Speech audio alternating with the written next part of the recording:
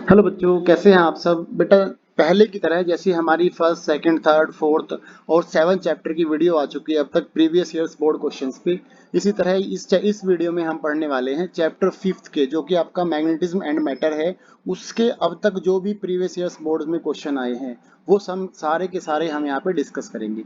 चलिए बेटा शुरू करते हैं फटाफट। जैसे देखो यहाँ पे लिखा हुआ है पहला क्वेश्चन कि magnetic susceptibility of magnetism at 300 kelvin. आपके पास यहाँ पहली बात तो टेम्परेचर गिवन है कि आपका जो टेम्परेचर है वो 300 केल्विन है, और उसमें क्या गिवन है, मैग्नेटिक ससेप्टिबिलिटी की वैल्यू गिवन है। देखो बेटा मैग्नेटिक ससेप्टिबिलिटी को चाई से डिनोट करते हैं, चाई ये सिंबल है उसका। इसकी वैल्यू है 1.2 10 टू द पावर 5, ऐसे लिखा हुआ है। एट वो temperature will it's magnetic susceptibility become this. मतलब आपको बताना है कि किस टेम्परेचर पे इसकी जो ससेप्टिबिलिटी है वो कितनी हो जाएगी बेटा, 1.44 इंटू 10 टू द पावर 5 हो जाएगी। देखो मैं आपको एक बात बताता हूँ, सीधा क्वेश्चंस पे जाने से बेटर है मैं आपको एक कंसेप्ट सिखाता हूँ पहले ना। अगले वाले जो भी क्वेश्चंस है वो सारे के सारे जो मैं बता रहा हूँ उसी पे बेस है। तो यदि आपको वो दिमाग में बैठ गया तो बड़ा अच्छे से आप क्वेश्चंस कर पाएंगे। देखो बेटा एक्चुअली क्या होता है कि मैग्नेटिक मटेरियल क्या होते हैं, पहले इसके बारे में बात कर लेते हैं। क्या मैग्नेटिक मटेरियल, देखो बेटा मैग्नेटिक मटेरियल होते हैं कि वो मटेरियल्स या ऐसे कंपोनेंट जो मैग्नेटिक प्रॉपर्टीज को शो करते हैं। ये बेसिकली तीन तरह के होते हैं। एक होता है डाई मैग्नेटिक मटेरियल, एक होता है बेटा पैरा मैग्नेटिक मटेरियल, एक होता है बच्चे फेरो मैग्नेटिक मटेरियल। जो डाई मैग्नेटिक मटेरियल है वो हाईली रिपल्सिव होता है। हाईली रिपल्सिव का मतलब है कि यदि इसे मैग्नेटिक फील्ड में डाला जाए एक्सटर्नल, तो ये मैक्सिमम मैग्नेटिक फील्ड लाइंस को अपोज करता है। पैरा क्या होता है, पैरा होता है बेटा मॉडरेट। ये कुछ लाइंस को अपने अंदर से पास आउट कर देता है, कुछ लाइंस को बाहर से निकालता है। और जो फेरोमैग्नेटिक मटेरियल है वो हाईली अट्रैक्टिव होता है। जो जो बता रहा हूँ चीजें वो अपने दिमाग में बैठा लेना अच्छे से, सारी की सारी चीजें बहुत इंपॉर्टेंट है। दूसरी बात देखो, कई बार क्वेश्चन पेपर में ये आ जाता है कि जो भी आपका डायमैग्नेटिक मटेरियल है उसको जो है आप ग्राफ से समझाओ। ग्राफ बोले तो इन द सेंस मतलब कि यूनिफॉर्म, यदि आप नॉन यूनिफॉर्म मैग्नेटिक फील्ड में पुटअप कर दे डायमैग्नेटिक मटेरियल को तो वो कैसे बिहेव करता है। देखिए मान लेते हैं कि ये बेटा एक डायमैग्नेटिक मटेरियल है, इधर से मैग्नेटिक फील्ड लाइंस आ रही है।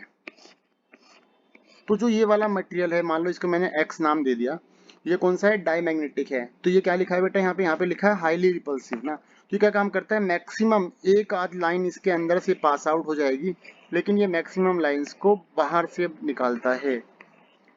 ठीक है, इसलिए इसे बोलते हैं हाईली रिपल्सिव है ये ना। पैरा वाला क्या करता है, मॉडरेट होता है। मॉडरेट इन द सेंस कि ये कुछ लाइंस को बेटा अपने अंदर से जाने देगा और कुछ लाइंस को ये बाहर से पास आउट कराता है, इसलिए इसे बोलते हैं मॉडरेट। फेरो का मतलब होता है कि एक ऐसा मैग्नेटिक मटेरियल जो सारी की सारी लाइंस 99.9% मैग्नेटिक फील्ड लाइंस को अपने अंदर से गुजारता है। जितनी भी लाइंस होगी ये सबको अपने अंदर से निकालेगा, इसे बोलते हैं बेटा फेरोमैग्नेटिक मटेरियल। दूसरी बात कि जो ये डाई वाला होता है इसकी जो परमिबिलिटी होती है, परमिबिलिटी क्या होती है कि भाई परमिट करने की एबिलिटी कि ये जो है कितना परमिट करेगा किसी भी फील्ड में। जैसे मान लो मैग्नेटिक फील्ड में इसको पुटअप कर दिया गया तो ये किस तरीके से परमिसिबल होगा इसका ना। तो ये इसकी रिलेटिव परमिबिलिटी होती है म्यू आर, किसकी, डाई वाले की। ध्यान रखना बेटा डाई वाले की जो परमिबिलिटी है वो एक से कम होती है, मतलब 0 और 1 के बीच में रहती है इसकी परमिबिलिटी। जो पैरा वाला होता है ये हल्का सा एक से ज्यादा होता है। ध्यान रखना जो बता रहा हूँ बेटा, एक से, और यहाँ मैंने ई लिख देता हूँ, इसका मतलब है हल्का सा ज्यादा ना। तो डाई वाले की परमिबिलिटी क्या होती है, एक से कम कम है, मतलब पॉजिटिव में रहेगी। पैरा वाले की हल्का सा एक से ज्यादा रहेगा, और जो फेरो वाले की होती है वो बहुत लार्ज होती है, जिसकी वैल्यू होती है नियर अबाउट 1000। ये था किसका, रिलेटिव परमेबिलिटी के बेस पे। एक और टर्म आता है यहाँ पे ससेप्टिबिलिटी। तो जो डाई वाले की ससेप्टिबिलिटी होती है जिसे मैं चाई एम लिख रहा था ना, तो बेटा ससेप्टिबिलिटी का मतलब होता है ससेप्ट करने की एबिलिटी। मतलब यदि मैं डाई पैरा या फेरो इन मैग्नेटिक मटेरियल्स को किसी एक्सटर्नल फील्ड में डाल दूं तो ये कितनी जल्दी दूसरे वाले मैग्नेटाइज फील्ड को से मैग्नेटाइज होते हैं, उसे बोलते हैं, उस प्रॉपर्टी को बोलते हैं ससेप्टिबिलिटी। तो जो डाई वाले केस में ससेप्टिबिलिटी होती है वो बेटा नेगेटिव में होती है, मतलब इसकी वैल्यू -1 से लेके जीरो के बीच में होती है, ध्यान रखना। कहीं पर भी यदि ससेप्टिबिलिटी की वैल्यू नेगेटिव गिवन है, इसका मतलब वो मटेरियल कैसा होगा बेटा, वो होगा डायमैग्नेटिक मटेरियल। दूसरी बात, पैरा वाली यदि हल्की सी पॉजिटिव में है, मतलब जीरो से तो बड़ी है लेकिन हल्की सी पॉजिटिव वैल्यू है, तो वो कौन सा होगा, फेरो वाला होगा। यदि बहुत ज्यादा पॉजिटिव है, दैट मीन्स नियर अबाउट 1000 से ज्यादा होगी, तो वो कौन से में आ जाएगा बेटा, फेरो में आ जाएगा। ठीक है, तो पहली बात तो डाई पैरा फेरो क्या होते हैं, दूसरी बात उनकी रिलेटिव परमेबिलिटी कैसी होती है, तीसरी बात उनका ससेप्टिबिलिटी क्या होता है, चौथी बात वो टेम्परेचर पे कैसे डिपेंडेंट है। देखो ध्यान रखना, जो डाई वाला मैग्नेटिक मटेरियल है बेटा, वो टेम्परेचर पे इंडिपेंडेंट होता है। टेम्परेचर इंक्रीज कर लो चाहे कर लो डिक्रीज, इस पे कोई फर्क नहीं पड़ता। जो पैरा वाला है बेटा, पैरामैग्नेटिक मटेरियल जो है टेम्परेचर पे जो है इनवर्सली डिपेंड करती है, इसकी जो ससेप्टिबिलिटी होती है, मतलब जो चाई एम है वो इनवर्सली होती है टेम्परेचर पे। सेम वे में फेरो वाला भी इनवर्सली टू 1/T होता है, ये ध्यान रखना चीजें। ठीक है, एक और चीज कई बार पूछी गई है इसमें से कि भाई इनके एग्जाम्पल लिखे, तो बेटा देखो मैं आपको यहाँ 2-3 एग्जाम्पल बता देता हूँ जिन्हें आप अच्छे से याद कर लेना। टू द पॉइंट बोर्ड में लिखने को आता है कि पैरा, डाई और फेरो, इनके जो है एग्जाम्पल सहित आंसर दीजिए ना। तो देखो बेटा, जो पैरा वाला होता है आपका ना, तो पैरा वाले के एग्जाम्पल है आपके, जैसे मान लो वाटर है H2O, लेड हुआ Pb, NaCl, बहुत सारे एग्जाम्पल है इसके। कॉपर भी इसी में आता है CuSi। जैसे डाई वाला मैग्नेटिक जो आपका हाईली रिपल्सिव होता है, सोडियम, कैल्शियम, ऑक्सीजन, एल्यूमिनियम, इनमें से आप जो है मिनिमम 2 तो याद रखें कम से कम ना। ठीक है, फेरो में आता है बेटा निकेल, कोबाल्ट, आयरन। ठीक है, तो ये इनमें से आप क्या करेंगे, मिनिमम 2 याद रखेंगे बेटा। ठीक है, तो ये थोड़ा सा डाटा था जो आपको पता होना चाहिए मैग्नेटिक मटेरियल्स के बारे में, तभी आप बड़ा इजीली क्वेश्चंस को अटेंड कर सकते हैं। देखो जैसे अब चलते हैं पहले क्वेश्चन के ऊपर बच्चे। पहला क्वेश्चन क्या बोल रहा था कि आपको टेम्परेचर गिवन है और आपको जो ससेप्टिबिलिटी है वो भी पता है। भाई आपको बोला गया है कि भाई दूसरा टेम्परेचर क्या होगा जिसपे ससेप्टिबिलिटी कितनी हो जाएगी, इतनी हो जाएगी। एक और लो यहाँ पे गिवन होता है। देखो एक लो था, एक साइंटिस्ट थे क्यूरी, CURIE। क्यूरी लो क्या बोलता है कि जो ससेप्टिबिलिटी होती है वो इनवर्सली होती है बेटा टेम्परेचर के, कि जो चाई एम है वो क्या होता है, इनवर्सली टू टेम्परेचर ना। यदि मैं इस क्वेश्चन का आंसर दूं, चलो यहाँ पे साइड बाय साइड आंसर लेते हैं इसमें से। देखो यहाँ पे कर लेते हैं पहले क्वेश्चन का आंसर बेटा। ये क्या बोल रहा है कि टेम्परेचर आपको गिवन है, कितना है, 300 केल्विन। यहाँ पे ससेप्टिबिलिटी हमें पता है बेटा 1.2 10⁵। आपको एक दूसरा टेम्परेचर बताना है कि जब जब इसकी ससेप्टिबिलिटी कितनी हो जाएगी, 1.44 10⁵। देखो आपको पता है कि क्यूरी लो क्या बोलता है बच्चे कि XM जो होता है वो इनवर्सली टू टेम्परेचर है। अब यदि मैं यहाँ पे ये रूल लगाऊं, देखो सपोज करो कि जो आपका चाई एम है वो T टेम्परेचर पे है, तो ये हो गया आपका 1/T। यदि मैं चाई एम को जो हमें गिवन है ऑलरेडी उसकी वैल्यू 300 केल्विन पे, वो हो गया 1/300। दोनों को आप डिवाइड मार दो आपस में। डिवाइड मारते ही जो चाई एम की वैल्यू T टेम्परेचर पे हमें चाहिए वो कितनी आ जाएगी हमारे पास। एक सेकंड होल्ड करना बेटा, ये थोड़ा दिक्कत पैदा कर रहा है। 300 में, ठीक है, ये उल्टा हो जाएगा, ये हो गया बेटा 300/T। बस सीधा आपको जो वैल्यूज गिवन है वो वैल्यू डालो यहाँ पे और आंसर आपके पास आ जाएगा। देखो चाई एम T टेम्परेचर पे हमें गिवन है कितनी है कि 1.44 इंटू 10⁵ डिवाइड बाई 300 केल्विन पे गिवन बच्चे हमें 1.2 10⁵ इजकल टू 300/T। आप इसे सोल्व करो, बड़ा इजीली आप जो है टेम्परेचर निकाल सकते हैं। ये मे बी 250 केल्विन आएगा बेटा। ठीक है, तो इस तरीके से आपको क्वेश्चन को डील करना है। चलो दूसरे क्वेश्चन पे आते हैं। देखो दूसरा क्वेश्चन बेटा लिखा है यहाँ पे कि द मैग्नेटिक ससेप्टिबिलिटी ऑफ चाई of A given material is 0.5। देखो ये माइनस में लिखा है, मैंने आपको अभी बताया था कि जिसकी ससेप्टिबिलिटी नेगेटिव में होती है वो क्या होता है बेटा, वो बेसिक सी बात है डाई मैग्नेटिक मटेरियल होता है। डाईमैग्नेटिक, इसका मतलब ये कौन सा मटेरियल है बेटा, ये डाईमैग्नेटिक मटेरियल है। Identify the magnetic material, done. कौन सा है, डाईमैग्नेटिक है, जिसकी चाय की वैल्यू कितनी होती है, -1 से लेके 0 के बीच में होती है। चलो बेटा तीसरे क्वेश्चन पे आते हैं। तीसरा क्वेश्चन क्या बोलता है कि in what way is the behaviour of diamagnetic material differ from the paramagnetic material when kept in an external magnetic field. देखो सेम ये मैं पीछे आपको डिस्कस कर चुका हूँ पहले ही कि भाई यदि आप किसी डाई या पैरा को मैग्नेटिक मटेरियल में डालते हैं, मैग्नेटिक फील्ड में डालते हैं एक्स्ट्रा, तो जो डाई मैग्नेटिक मटेरियल है वो क्या करता है, हाईली स्ट्रोंग होता है, मतलब कि वो मैग्नेटिक फील्ड लाइंस को रिपल करता है। लेकिन ये वाला क्या काम करता है, ये मॉडरेट होता है, ये कुछ लाइंस को अपने अंदर से पास आउट करा देता है। ठीक है, तो इसका प्रॉपर आंसर क्या लिखेंगे, जो मैं बता रहा हूँ कि जो है डाई वाला है वो जो है फीबली रिपल्सिव होता है, लेकिन जो पैरा वाला है बेटा वो फेबली क्या होता है, अट्रैक्टिव होता है, मतलब थोड़ा सा अट्रैक्टिव शो करता है, लेकिन जो पैरा वाला है, जो डाई वाला है वो रिपल्सिव शो करता है।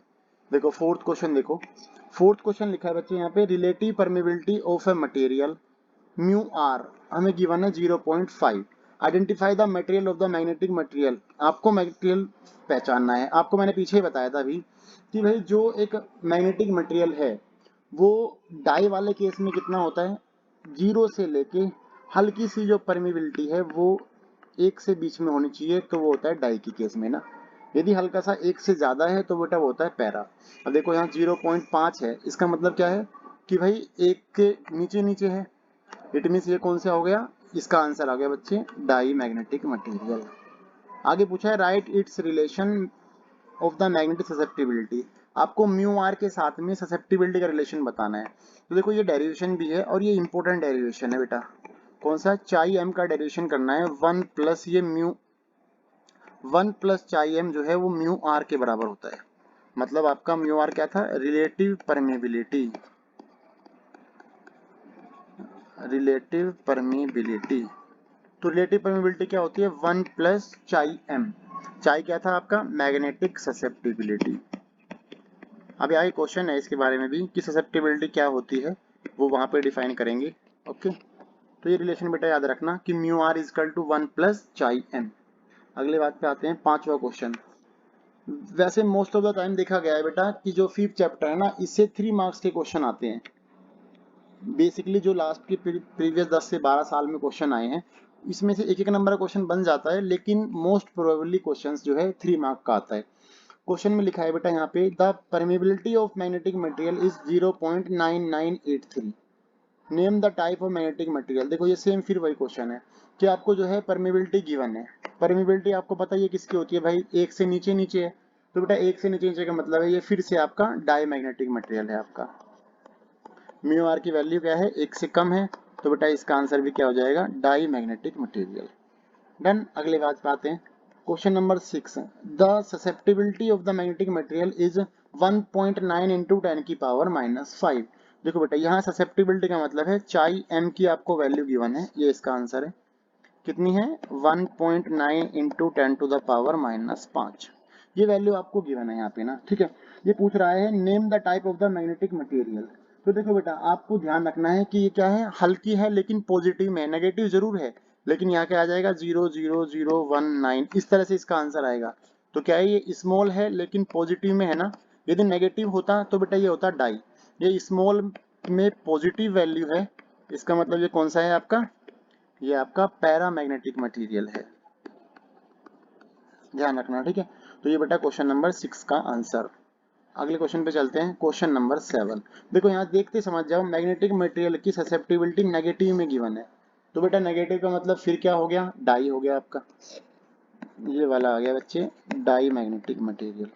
आगे चलो, जो कंसेप्ट मैंने बताया था ये सारे क्वेश्चन 1 मार्क वाले उसी पे बेस है। आगे लिखा है बेटा what is the characteristic property of magnetic material, जो मैं पीछे बता चुका हूँ आपको कि भाई ये क्या करता है, हाईली रिपल्सिव होता है, ये बिल्कुल भी अट्रैक्ट नहीं होता मैग्नेट द्वारा, ये सारी मैग्नेटिक फील्ड लाइंस को रिपल करता है। ठीक है, तो ये इसकी मैग्नेटिक प्रॉपर्टीज है बच्चे।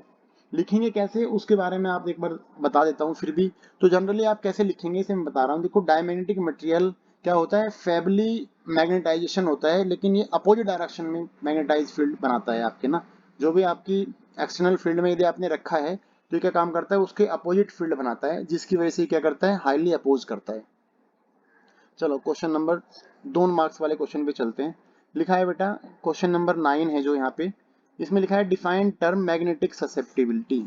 जो मैं बता रहा था आपको चाई एम ना, ये क्या होता है, बेसिकली एक रेशो होता है किस किस का, इंटेंसिटी ऑफ मैग्नेटाइजेशन,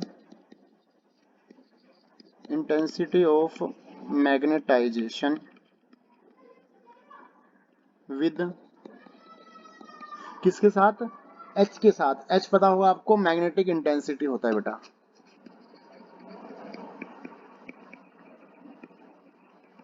मतलब इंटेंसिटी ऑफ मैग्नेटाइजेशन को बेटा एम से या फिर कई किताबों में आई से डिनोट करते हैं ना। तो जो चाई एम होता है आपका, वो क्या होता है, एम अपॉन में मैग्नेटिक इंटेंसिटी मतलब एच, और एच क्या होता है, एच होता है बेटा एन इंटू आई, ध्यान रखना ठीक है। तो ये होता है एच, तो एम अपॉन एच को बोलते हैं चाई मैथमेटिकली। वैसे आपको बताया था मैंने अभी, ससेप्टिबिलिटी का मतलब होता है बेटा ससेप्ट करने की एबिलिटी, कि भाई कोई भी मैग्नेटिक मटेरियल दूसरे मैग्नेटिक फील्ड को कितनी जल्दी एब्जॉर्ब करता है, उसकी कैरेक्टरिस्टिक क्या है या उसकी प्रॉपर्टीज क्या है, उसे बोलते हैं मैग्नेटिक ससेप्टिबिलिटी। जैसे आपको बताया कि जो डाईमैग्नेटिक मटेरियल है वो हाईली रिपल्सिव है, तो उसकी जो ससेप्टिबिलिटी है वो बहुत कम होती है, नेगेटिव में होती है। पैरा वाला क्या करता है, मॉडरेट होता है, तो वो हल्की सी पॉजिटिव में होती है। लेकिन फेरो वाला 99.9% लाइंस को अपने अंदर से पास आउट कराता है, इसलिए जो उसकी ससेप्टिबिलिटी होती है बेटा वो क्या होती है, बहुत ज्यादा होती है। ठीक है, right it's relation in terms of relative magnetic permeability. ये सेम रिलेशन आ गया बेटा, कि जो आपका म्यू आर होता है वो 1 प्लस चाई एम होता है आपका। ठीक है, ये वही रिलेशन है। इसका डेरिवेशन मैं फिर बता रहा हूँ, एक बार आप लोग इसका डेरिवेशन बेटा जरूर कर लेना। ठीक है, अगले क्वेश्चन पे आओ। यहीं इसका 9th क्वेश्चन का ही सेकंड पार्ट क्या बोल रहे हैं कि to the magnetic material A and B have relative magnetic permeability of this. जो ए मटेरियल है उसका जो रिलेटिव परमेबिलिटी है वो कितनी है, 0.96 है। जो बेटा बी मटेरियल है आपका, उसकी रिलेटिव परमेबिलिटी है 500। तो देखो आप समझ गए होंगे, ये हल्का सा एक से ज्यादा है, और एक से ज्यादा किसकी होती है बेटा, डाई वाले की होती है। इसका मतलब जो मटेरियल ए है वो कौन सा है, डाई मैग्नेटिक मटेरियल है। लेकिन जो मटेरियल बी है वो कौन सा है, फेरो है, क्योंकि इसकी क्या है, बहुत ज्यादा है 500। Okay, identify the magnetic materials. तो ये क्वेश्चन 2018 में आया था। डन। आप एक बात और ध्यान रखना बेटा, यदि वीडियो आपको अच्छी लग रही हो तो आप ज्यादा से ज्यादा शेयर करते रहे साथ साथ ना, और सब्सक्राइब कर दे चैनल को, जिससे कि भाई ज्यादा लोगों तक ये वीडियो पहुंचे। ठीक है, ज्यादा से ज्यादा शेयर करना है, मतलब बेसिकली क्या है। देखो बेटा अगला क्वेश्चन आता है, question number 10। Show diagrammatically the behaviour of magnetic field lines in the presence of diamagnetic and paramagnetic substance. How does one explain this distinguish features ना। तो आपको क्या बताना है, मतलब आपको डायग्रामेटिकली बताना है इन चीजों को, कि भाई यदि आप एक्सटर्नल फील्ड में पुट अप कर दे डायमैग्नेटिक को, तो जो मैं पीछे बता चुका हूँ आपको, कि मान लो ये डायमैग्नेटिक मटेरियल है, आपने जो है यहाँ से मैग्नेटिक फील्ड लाइंस आ रही है बेटा, तो ये क्या काम करता है, एक आध लाइन को अपने अंदर से निकालेगा और सारी लाइंस को क्या करेगा बेटा, ये हाईली रिपल्सिव होता है ना, इसलिए अपने अंदर से लाइंस को नहीं जाने देगा, ये सब लाइंस को बाहर से गुजार देगा। तो ये इसका डायग्रामेटिक रिप्रेजेंटेशन है। यदि पैरा होता, ये वाला किसका केस का बेटा, ये डाई वाले का है। यदि पैरा वाला मटेरियल होता है आपका, तो पैरा क्या काम करता है, मॉडरेट होता है, तो कुछ लाइंस को जो है क्या काम करेगा, अपने अंदर से जाने देगा, कुछ को नहीं जाने देगा। ठीक है, शो डायग्रामेटिकली। ठीक है, हाँ पैरा वाले में तो ये क्या करेगा, यहाँ से एक लाइन भेज देते हैं, दो लाइन, एक आध लाइन बाहर से निकाल दो, बस। ये वाला होता है बच्चे पैरा वाला। ठीक है, आगे लिखा है how does one explain this distinguish features ना, मतलब हम किसके बेस पे इस फीचर्स को जो है अलग अलग करते हैं। तो ध्यान रखना, हम जो ये चीजें हैं ना उसे डिफाइन करते हैं बेटा मैग्नेटिक ससेप्टिबिलिटी के बेस पे। ये टर्म बहुत इंपॉर्टेंट है, आगे भी क्वेश्चन आएगा इस पे बेस। ससेप्टिबिलिटी जो चाई एम नहीं है उसके बेस पे हम इसको जो है इस फीचर्स को बताते हैं, कि भाई ससेप्ट करने की जो एबिलिटी है वो डाई वाले की बहुत कम होती है, इसलिए नेगेटिव में है, इसकी हल्की सी है तो इसलिए हल्का सा पॉजिटिव में आता है। ठीक है, क्वेश्चन नंबर 11 पे आओ बेटा। क्वेश्चन नंबर 11 क्या बोल रहे हैं, out of the two magnetic materials A has relative permeability slightly greater than unity. Greater than unity का मतलब है कि ए का जो परमेबिलिटी है वो एक से ज्यादा है, मतलब ग्रेटर देन 1 है, हल्की सी स्लाइटली बोला इसने, ठीक है। एंड बी की जो है लेस देन 1 है, तो बी का बेटा क्या है, बी की जो परमेबिलिटी है वो एक से कम है, लेस देन 1 है। तो आपको बताना है कि identify the nature of the material A and material B. तो ए और बी की मटेरियल की वो बतानी है। तो नॉर्मल सी बात है बेटा, देखो यहाँ जहाँ एक से कम है तो ये हो गया आपका डाई वाला, जो एक से ज्यादा वाला है तो ये बच्चे हो गया क्या, पैरा वाला। ये पैरामैग्नेटिक मटेरियल, ये हो गया आपका diamagnetic material. Will their susceptibility be positive और नेगेटिव। देखो इनकी ससेप्टिबिलिटी जो है, इस वाले की, ए वाले की ससेप्टिबिलिटी क्या होती है, क्या है, पैरा है, तो इसकी क्या रहेगी बेटा, हल्की सी पॉजिटिव में रहेगी, 0 से ये बड़ा रहेगा आपका ना। लेकिन जो डाई वाला है उसकी ससेप्टिबिलिटी क्या होती है बेटा, -1 से लेके 0 के बीच में होती है, मतलब कि ये नेगेटिव होता है आपका ना।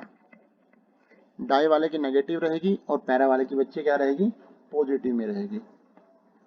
अगली बात पे आओ, क्वेश्चन नंबर 12।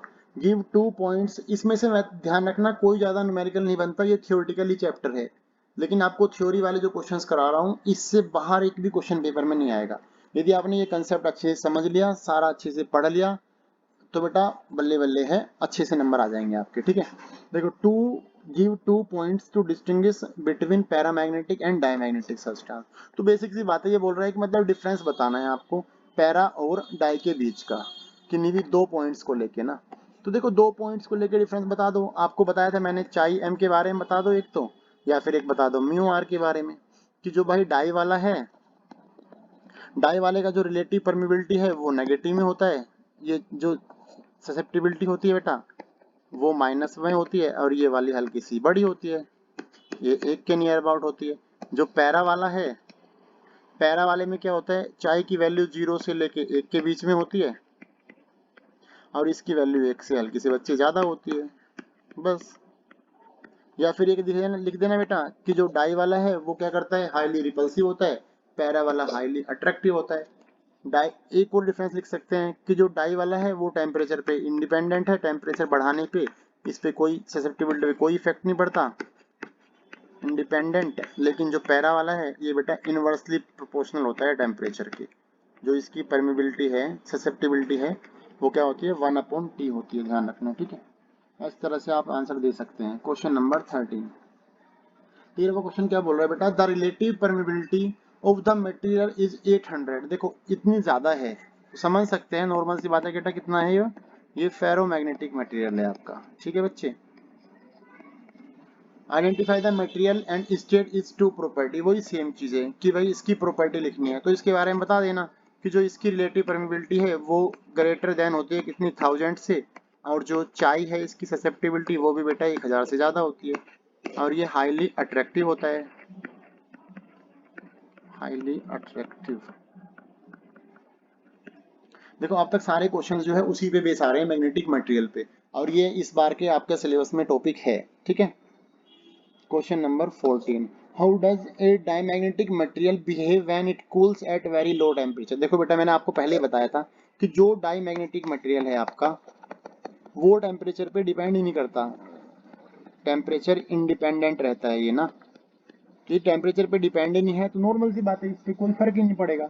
लेकिन तो ध्यान रखना, तो ये क्या है, टेम्परेचर पे अनअफेक्टेड है, लेकिन किसको छोड़ के, केवल और केवल बिस्मिथ को छोड़ के। बिस्मिथ हल्का सा जो है शो ऑफ करता है या थोड़ा सा दिखाता है क्या, कि टेम्परेचर पे डिपेंडेंट है, ओके। तो डाई वाला क्या होता है बेटा, ये जो है बिल्कुल भी ये डिपेंडेंट नहीं है, क्योंकि इसकी परमिबिलिटी बहुत ही कम होती है, ससेप्टिबिलिटी जो होती है, ठीक है। अगली बात, why does a paramagnetic sample display greater magnetization when cold, explain. मतलब यदि आप जो है क्या करें, एक बोल रहा है कि यदि आप मैग्नेटिक फील्ड में डालेंगे इसको, तो जो पैरामैग्नेटिक सैंपल है ना, यदि आप उसे ठंडा कर दे, कूल्ड कर दे ना, मतलब आप पैरामैग्नेटिक वाले का टेम्परेचर डिक्रीज कर दे, तो क्या होता है कि वो ज्यादा मैग्नेटाइजेशन शो करता है। देखो आपने पढ़ा है क्यूरी लॉ ना, तो क्यूरी लॉ क्या बोलता है बेटा, जो ससेप्टिबिलिटी होती है वो इनवर्सली टू टेम्परेचर होती है, ये स्पेशली पैरामैग्नेटिक मटेरियल के लिए ही है, ध्यान रखना। जो क्यूरी लॉ होता है बेटा वो किसके लिए है, पैरामैग्नेटिक मटेरियल के लिए है। ये क्या बोल रहा है कि टेम्परेचर बढ़ने पे मतलब बोल लेते हैं ये टेम्परेचर जो है कूल्ड हो रहा है तो आपका ससेप्टिबिलिटी क्या होती है, ज़्यादा हो जाती है मैग्नेटाइजेशन। इसका रीज़न ये है कि जैसे ही आप टेम्परेचर को कूल करेंगे, मतलब ठंडा करेंगे ना आप, मतलब जब आपका पैरामैग्नेटिक मटेरियल है when cooled due to thermal ignition tendency alignment of the magnetic dipole decreases. तो क्या होता है, जो मैग्नेटिक डाइपोल होते हैं ना इसके अंदर, कि एक नॉर्थ है एक साउथ है, मैग्नेटिक डाइपोल की जो टेंडेंसी है वो हो जाती है भाई decrease. Magnetic dipole tendency decreases. और यदि इसकी मैग्नेटिक डाइपोल की जो टेंडेंसी है, मतलब जो उसकी रिवर्सनेस है वो चेंज हो गई है, इसका मतलब क्या है, वो ज्यादा ही मैग्नेटाइजेशन शो करेंगे, ध्यान रखना बेटा, ठीक है। मैग्नेटाइजेशन। देखो अगले क्वेश्चन पे आते हैं, क्वेश्चन नंबर 15। ये क्या बोल रहा है, explain the following, why do magnetic lines of the force form continuous close loops. ये देखो आपको बताया कि एक मैग्नेटिक फील्ड लाइंस जो है वो क्यों कंटिन्यूअसली लूप बनाती है, क्योंकि यार वो क्या करती है, नॉर्थ से शुरू होती है बेटा और साउथ पे खत्म होती है। नॉर्थ से शुरू होगी साउथ पे खत्म नहीं होती है, सॉरी, नॉर्थ से स्टार्ट होगी और साउथ पे जाके वापस वो नॉर्थ पे जाती है ना। आउटसाइड द मैग्नेट होती है नॉर्थ टू साउथ, लेकिन बेटा इनसाइड द मैग्नेट क्या जाती है, साउथ टू नॉर्थ ना। नॉर्थ से निकली साउथ के थ्रू जाके वापस घुस जाती है, ठीक है। तो क्योंकि ये नॉर्थ से निकलती है और वापस नॉर्थ पे ही पहुंच रही है, इसलिए मैग्नेटिक फील्ड लाइंस क्या करती है, एक क्लोज लूप बनाती है। अगला क्वेश्चन है, why are field lines repelled. एक बार कलर चेंज कर लेते हैं बच्चे। Why are magnetic field lines repelled when a diamagnetic material is placed in an external uniform magnetic field? ये बोल रहा है कि यदि आप किसी मैग्नेटिक फील्ड में डाई मैग्नेटिक मटेरियल डाल देंगे तो ये रिपल क्यों करता है, जो आपसे मैं पहले बता रहा था ना कि भाई ये हाईली रिपल्सिव होता है, वो पूछ रहा है ऐसा क्यों होता है। तो देखो ध्यान रखना क्या होता है बेटा, कि जैसे ही आप इसे रखेंगे ना तो ये क्या काम करता है, ये जो है मैग्नेटिक फील्ड के अपोजिट मैग्नेटिक फील्ड बनाता है। समझे मैं क्या बोल रहा हूँ, मैं बोल रहा हूँ कि जो डायमैग्नेटिक मटेरियल है वो हल्का सा स्लाइटली मैग्नेटाइज हो जाता है, किस डायरेक्शन में, अपोजिट टू मैग्नेट्स। जो अपोजिट टू आपका मैग्नेटिक फील्ड है ना जहां पे आपने रखा हुआ है, ये स्लाइटली अपोजिट मैग्नेटिक फील्ड करता है, मतलब ये उसका अपोज करता है ना। तो इसका आप आंसर क्या लिखेंगे, जैसे ही आपने इसे मैग्नेटिक फील्ड में रखा, गेट्स स्लाइटली मैग्नेटाइज,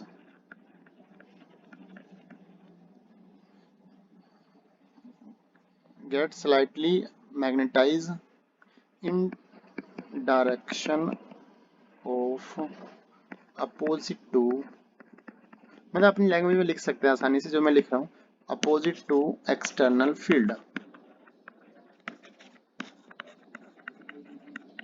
मतलब कहने का क्या है बेटा, जैसे ही आपने इसे बाहर के मैग्नेटिक फील्ड में डाला, ये क्या काम कर रहा है, ये हल्का सा उसके अपोजिट इसने फील्ड बना दिया, तो इसलिए क्या काम कर रहा है, ये हाईली अपोज करता है, ठीक है। अगले क्वेश्चन पे आ जाए बच्चे, क्वेश्चन नंबर 16।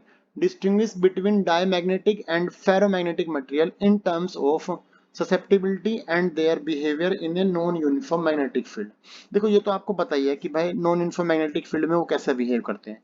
यदि आपने डाई मैग्नेटिक मटेरियल डाला है तो बेसिक सी बात है, वो क्या करेगा, हाईली रिपल्सिव रहेगा। लेकिन आपने जैसे ही फेरो डाला है तो वो बेटा हाईली अट्रैक्टिव होता है, हाईली अट्रैक्टिव ना। ससेप्टिबिलिटी के बेस पे इसको डिफाइन करना है, तो ससेप्टिबिलिटी किसकी ज्यादा होती है किसकी कम होती है, कौन टेम्परेचर डिपेंडेंट है कौन नहीं है, वो आप यहाँ पे डिस्कस कर सकते हैं, जो मैं आपको बेटा पहले बता चुका हूँ, ठीक है। अगले क्वेश्चन पे आते हैं, क्वेश्चन नंबर 17। ये क्या बोल रहा है, draw magnetic field lines when diamagnetic paramagnetic is place in an external field. ये क्वेश्चन बेटा हम कर चुके हैं पहले, कि आपको जो है वही मैग्नेटिक फील्ड लाइंस बनानी है कि जब आप जो है इसे मैग्नेटिक फील्ड में डाल देंगे। Okay, which magnetic property distinguish this behavior of the field lines due to two substance। देखो ये वो क्वेश्चन है जो मैं आपको बता रहा था, अक्सर पेपर में आता है कि भाई मैग्नेटिक ससेप्टिबिलिटी के बेस पे, मैग्नेटिक ससेप्टिबिलिटी के बेस पे हम जो है इनको डिफर करते हैं कि भाई ये हाईली अट्रैक्टिव है या फिर ये हाईली रिपल्सिव है, किसके बेस पे, चाई एम के बेस पे। ध्यान रखना ये कई बार क्वेश्चन बोर्ड में पूछा गया है। अगले क्वेश्चन पे आते हैं बेटा, क्वेश्चन नंबर, अब आया सेकंड मार्क क्वेश्चन, ये थे जो फर्स्ट मार्क क्वेश्चन थे बेटा सारे के सारे ना, ठीक है।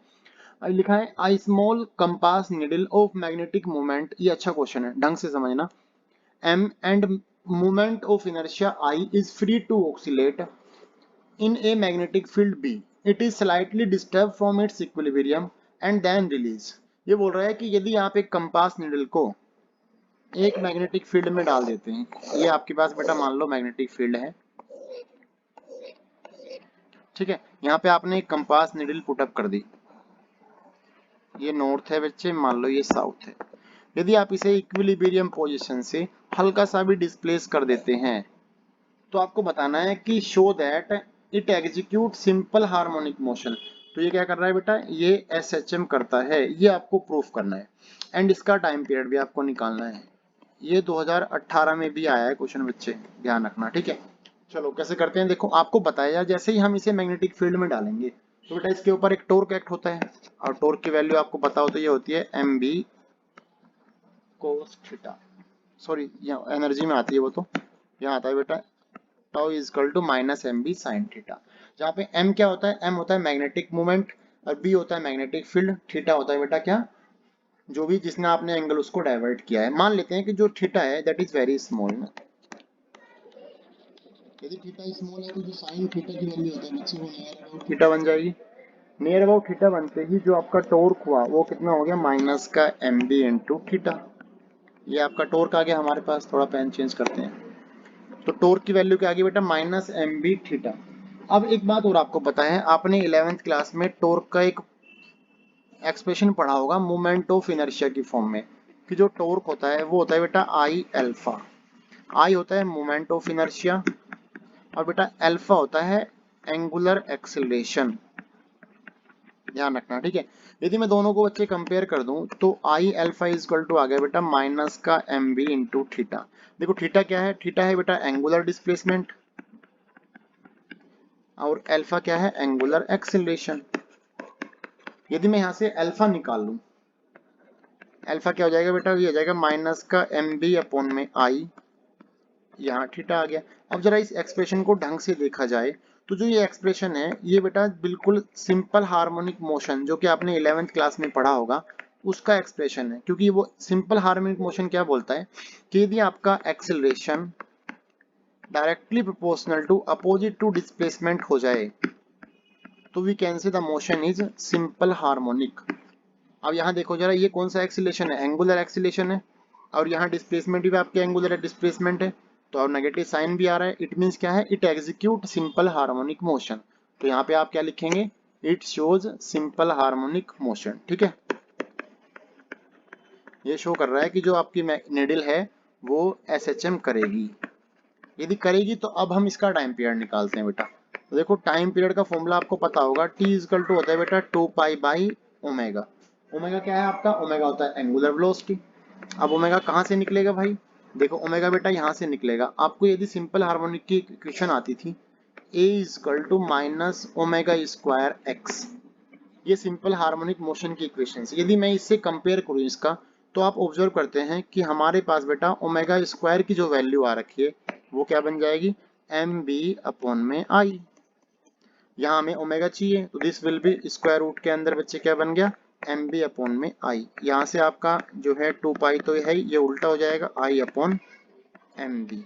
आई है आपका मोमेंट ऑफ इनर्शिया, एम है बेटा मैग्नेटिक मोमेंट और बी है आपका मैग्नेटिक फील्ड। ये आपको क्वेश्चन में करना था, ठीक है। ये 2 मार्क्स में क्वेश्चन था छोटा सा। आगे आ जाओ बेटा, ये 2019 में क्वेश्चन आया है 3 मार्क्स में। क्या लिखा है, write 3 points of difference between dia para ferro. तो ये आप बड़ा इजीली कर सकते हैं, मैंने पीछे बता रखा है विद वन एग्जांपल। देखो मैंने आपको बोला था ना कि एग्जांपल भी आपको बेटा आना चाहिए अच्छे से, कि भाई किस किस पे बेस जो है किसका क्या है, डाई का क्या एग्जाम्पल है, पैरा के क्या है बेटा, और फेरो के क्या है ना। ये आपको इसके मिनिमम 2 तो कम से कम एग्जाम्पल आपको याद होने चाहिए, क्योंकि ये सिलेबस में है और मोस्ट प्रोबेबली क्वेश्चन आना ही आना है पेपर में, ठीक है बच्चे। अगले क्वेश्चन पे चलते हैं। यहाँ लिखा है क्वेश्चन नंबर 19 जी, 2018 में आया बेटा क्वेश्चन ना। ये क्या बोल रहे हैं कि the susceptibility of magnetic material is 0.9853। देखो समझ जाओ, यही देखते हैं ना, ससेप्टिबिलिटी आपको गिवन है, मतलब बेटा चाई एम की वैल्यू आपको गिवन है 0.9853। इट मीन्स क्या है कि इसकी वैल्यू नियर अबाउट 1 है। नियर अबाउट 1 है तो नो बेसिक सी बात है कि ये हल्की सी पॉजिटिव है, नेगेटिव किसकी होती है, डाई की होती है, और ये हल्की सी क्या है, स्मॉल में पॉजिटिव है, इसका मतलब बेटा ये क्या है, पैरा। तो ये कौन सा मटेरियल हो गया, पैरा। तो identify the type of materials, कौन सा बेटा, पैरा है। Draw the modification of the field pattern on keeping a piece of this material in uniform magnetic field.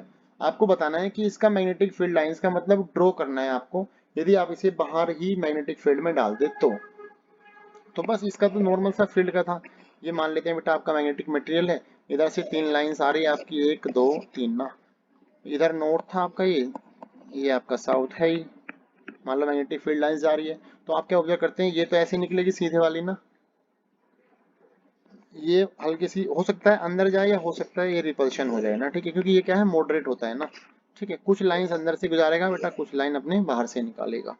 Question number अगले पे आते हैं। अगला क्वेश्चन है बेटा 20वां क्वेश्चन। क्या बोल रहा है, 3 identical specimens of magnetic material nickel, antimony and aluminium are kept in non uniform field. देखो आपको पता होना चाहिए कि निकल किसका एग्जांपल था बेटा, निकल होता है आपका फेरो वाला। तो फेरो वाले में क्या होता है, सारी मैग्नेटिक फील्ड लाइंस अपने अंदर से जाएगी, तो आप इसका मैग्नेटिक फील्ड जो है बना देंगे, ये सारी लाइंस को इसके आप अंदर दिखा देंगे ऐसे ऐसे घुमा के। ये हो गया इसका मैग्नेटिक फील्ड लाइंस का रिप्रेजेंटेशन, किसका बेटा, निकल वाले को, फेरो वाले का, ठीक है। अगला क्वेश्चन है एंटीमनी। एंटीमनी क्या होती है बेटा, डाई मैग्नेटिक मटेरियल का एग्जांपल था। मैं फिर बोल रहा हूँ, आप बेटा इनको याद कर लेंगे। एंटीमनी किसका है बेटा, डाई मैग्नेटिक मटेरियल का। तो डाई वाला क्या करता है, स्ट्रॉन्गली अपोजिट होता है, स्ट्रॉन्गली रिपल्सिव है। तो आप रिपल्सिव होगा तो फिर क्या बनाएंगे, आप इस तरह बना देंगे, एक भी लाइंस आप अंदर से नहीं गुजारेंगे, सारी लाइंस को आप जो है बाहर से निकाल देंगे। ये बेटा रिप्रेजेंटेशन किसका हो गया, डाई वाले का। फिर पूछा है किसका, एल्यूमिनियम। एल्यूमिनियम होता है बेटा पैरा। एल्यूमिनियम वाले में क्या होता है कि कुछ लाइंस अंदर से, 1 2 लाइन अंदर से दिखा दो, और कुछ लाइंस को बेटा क्या करेंगे, बाहर से दिखा दो, बस हो गया। ये मैग्नेटिक फील्ड लाइंस बना दो आप, ठीक है। मतलब अपोज करना है, ध्यान रखना, जस्ट बस ये तो हो गया। Draw the modification of the field line each case justify your answer. ये मैं बना चुका हूं पहले ना, ठीक है। आगे क्वेश्चन में लिखा है बेटा, question number 3, state goes law of the magnetism ना। देखो गोस लॉ क्या बोलता है, आपने गोस लॉ फर्स्ट चैप्टर का पढ़ा होगा कि जो आपका गोस लॉ होता है इलेक्ट्रिसिटी वाले में, वो क्या बोलता है कि भाई जो आपका फ्लक्स है, कौन से वाला, इलेक्ट्रिक फ्लक्स, किसी भी क्लोज सरफेस से जो पास आउट होता है वो होता है बेटा 1/ε0 टोटल चार्ज जितना भी फील्ड के अंदर रखा होगा आपका सरफेस के, ये होती थी। यहाँ पे भी सेम यही है। गोस लॉ क्या बोलता है मैग्नेटिज्म का, कि भाई जो भी आपका एक क्लोज सरफेस है, यदि उसके अंदर आपने क्या काम करा है, उसने अंदर आपने एक मैग्नेट रख दी है, ये नॉर्थ है ये साउथ है, तो जो इसका मैग्नेटिक फ्लक्स होगा दैट इज आल्सो जीरो। मतलब कि जो आपका close integration of B dot D S है उसकी वैल्यू क्या होती है, जीरो होती है, ये गॉस लॉ ये बोलता है। और इसका एक्सप्लेनेशन या सिग्निफिकेंस क्या है कि देखो जितनी लाइंस यहाँ से निकलेगी, नॉर्मल सी बात है यार, आपको पता है बेटा मैग्नेटिक फील्ड लाइंस क्या करती है, एक क्लोज लूप फॉर्म करती है। इसलिए क्या होगा, जितनी लाइंस अपने अंदर से यहाँ से निकली उतनी ही लाइंस क्या कर रही है, एंटर कर रही है ना। एक लाइन ऐसे गई, ये एंटर कर गई वापस ना, ये ऐसे निकली फिर वापस चली गई। तो इन जो भी आउटगोइंग आपका फ्लक्स है, आउटगोइंग मैग्नेटिक फील्ड लाइंस है, must be equal to incoming field lines ना, इनकमिंग फील्ड लाइंस। तो बेटा ये इसका सिग्निफिकेंस है कि भाई गॉस थ्योरम क्या बताती है कि जितनी भी लाइंस आएगी उतनी ही वापस जाएगी। ओके, अगले क्वेश्चन पे आते हैं, write the 4 important properties of a magnetic field lines due to bar magnet. देखो बेटा ये बार मैग्नेट की प्रॉपर्टीज है कि आप उसे जो है, यदि आप उसे क्या करेंगे, फ्रीली सस्पेंड कर देंगे तो क्या काम करेगी, वो मैग्नेटिक फील्ड को दिखाएगी, ज्योग्राफिकल नॉर्थ और साउथ को दिखाती है। मैग्नेटिक फील्ड लाइंस जो है क्लोज लूप फॉर्म करती है। तीसरी बात की इसकी कई सारी प्रॉपर्टीज है, तो वो बेटा आप एक बार एग्जाम उसमें देख लेंगे, ठीक है। आगे चलते हैं इसकी, क्वेश्चन नंबर 4, ठीक है, कि जहां भी ज्यादा फील्ड होगा वहां जो है, जहां ज्यादा मैग्नेटिक फील्ड लाइन वहां ज्यादा फील्ड होगा। इस तरह से मतलब आप इसकी प्रॉपर्टीज को बेटे लिख सकते हैं, ठीक है। क्वेश्चन नंबर 4 पे आते हैं।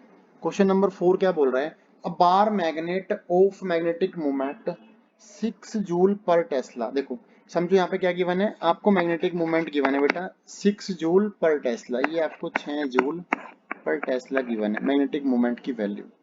इज अलाइन एट थीटा आपको गिवन है 60 degree with a uniform external magnetic field of, B की वैल्यू आपको बेटा पता है 0.44 टेस्ला, ये आपको पता है। आपसे क्या पूछा है, कैलकुलेट द वर्क डन, आपको वर्क डन की वैल्यू निकालनी है, डब्ल्यू आपको बताना है। तो वर्क डन का आपके पास फॉर्मूला पता है कि वर्क डन का फॉर्मूला क्या होता है, वर्क डन का फॉर्मूला आपने देखा होगा माइनस का, यदि इलेक्ट्रिक फील्ड की बात करें तो बेटा ये होता है माइनस का पीई कोस थीटा, लेकिन यदि हम मैग्नेटिक फील्ड के बारे में पढ़ रहे हैं तो दिस विल बी माइनस का M B cos of theta.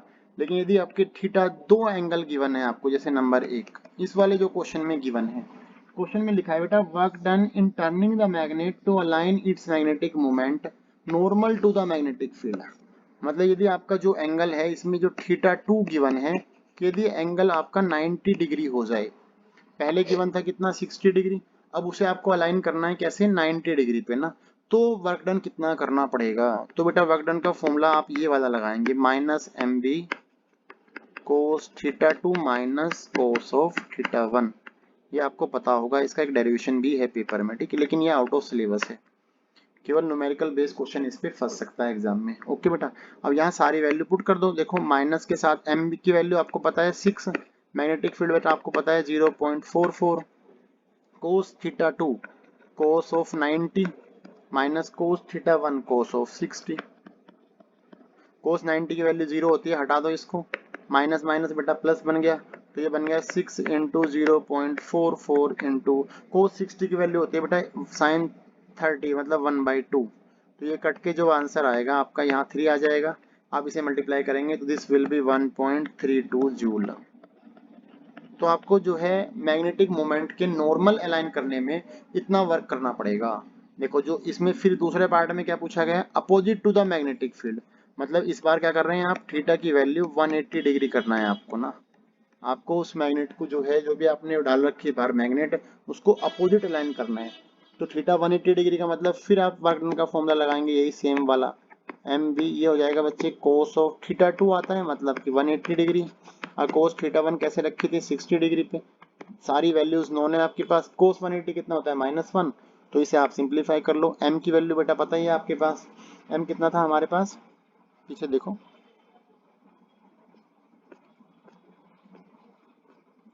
M की वैल्यू बेटा ज्यादा नीचे आ गया, चलो वापस आओ, ये रहा एम की वैल्यू हमें गिवन है 6, बी की वैल्यू गिवन है बच्चे 0.44, कोस 180 -1 और ये हो गया बेटा -1/2, इसे आप नॉर्मली सिंप्लीफाई करो तो दिस वैल्यू बिकम्स 3.96 जूल। ठीक है बेटा, आगे बढ़ते हैं, आगे लिखा है द टॉर्क, ये क्या हो जा रहा है वापस में आ रहा है, अभी एक बार लास्ट में मैं आपको स्क्रीनशॉट दिला दूंगा, इसके सारे स्क्रीनशॉट आप कर लेना, ठीक है। The torque of on the magnet in the final orientation B, आपको मतलब टॉर्क की वैल्यू बतानी है इस वाले सेकंड वाले केस में, तो देखो सेकंड वाले केस में यदि टॉर्क निकालेंगे आप तो टॉर्क होता है एम बी साइन थीटा, तो यदि मैं साइन 180 डिग्री यहाँ पुट अप करता हूँ तो साइन 180 की वैल्यू बेटा कितनी होती है 0 डिग्री, तो टॉर्क कितना रहेगा इस पे 0, तो इसके ऊपर कोई टॉर्क जो है काम नहीं करेगा। अगले क्वेश्चन पे आओ, क्वेश्चन में लिखा है क्वेश्चन नंबर, ये है 5वां क्वेश्चन और 5 मार्क्स में क्वेश्चन आया है ये 2020 में, ये क्या बोल रहा है, show that A current carrying solenoid behave like a small bar magnet, आपको प्रूफ करना है कि जो आपका करंट कैरिंग सोलेनोइड है वो जो है बार मैग्नेट की तरह बिहेव करता है, इसका डेरिवेशन है बेटा ये ना, ये मैं आपको डेरिवेशन करके नहीं दिखा रहा, इसे आप जो है देख लेंगे अपनी बुक में से। ओके, वैसे ये इस बार 2022 और 23 के लिए तो ये वाला कंसेप्ट जो है वो आउट ऑफ सिलेबस है, कोई भी डेरिवेशन इस चैप्टर से नहीं आ रहा है, obtain the expression for the, ये भी वही सेम चीज है, ठीक है। आगे क्वेश्चन में क्या बोल रहे हैं कि a steady current of 2 ampere flows through a circular coil having n turns, n कितनी है, ये 5 टर्न्स आपकी जो है इसमें हो रही है, तो आपको ये बताना है रेडियस आपको गिवन है यहाँ पे, आर की वैल्यू बेटा 7 गिवन है, एन की वैल्यू बच्चा आपका 5 गिवन है और आर की वैल्यू आपको 2 एम्पेयर गिवन है, ठीक है। The coil lies in the X Y plane with is centre at the origin, find the magnitude and direction of the magnetic dipole moment. देखो एम की वैल्यू बतानी है बड़े इजीली आप ना, एम आप निकाल सकते हैं, एन आई ए होता है मैग्नेटिक मोमेंट की डायरेक्शन, ध्यान रखना। इसकी डायरेक्शन होती है साउथ टू नॉर्थ,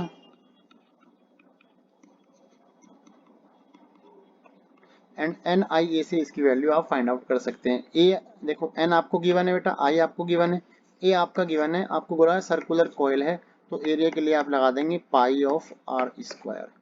तो इस तरीके से इसका आंसर आप कैलकुलेट कर सकते हैं बड़ा इजीली, ठीक है। वैसे इस बार के लिए ये बेटा क्या है, आउट ऑफ सिलेबस पार्ट है। इसमें से आप एक चीज और ध्यान रखेंगे, इस चैप्टर के अंदर एक मोस्ट इंपोर्टेंट डेरिवेशन है जो अक्सर पेपर में आ जाती है कि भाई आप जो है क्या करें, आप मैग्नेटिक मोमेंट निकालिए, magnetic moment of revolving electron, जिसकी वैल्यू आती है mu equal to minus E upon twice of M E L, जहाँ पे म्यू होता है मैग्नेटिक मोमेंट, एल होता है आपका एंगुलर मोमेंटम, ई आपका इलेक्ट्रॉन का चार्ज है और एम क्या है बेटा, मास ऑफ इलेक्ट्रॉन है। तो ये वाला क्वेश्चन भी आप जरा डेरिवेशन आप ढंग से इसको देख लेना, ठीक है बच्चे। तो ये थी हमारी आज की वीडियो चैप्टर 5 पे, कि जो भी अब तक बोर्ड में क्वेश्चन आए हैं वो हमने सारे यहाँ पे डिस्कस कर लिए हैं। आप ज़्यादा से ज़्यादा बेटा वीडियो को शेयर करो, जिससे कि मैक्सिमम बच्चों तक ये वीडियो पहुँच सके, ठीक है। और चैनल को सब्सक्राइब करना ना भूले, बेल आइकन का बटन जरूर दबा ले, जिससे कि जो अपकमिंग वीडियो है वो आपको तुरंत उसकी नोटिफिकेशन पहुँच जाए। Thank you so much.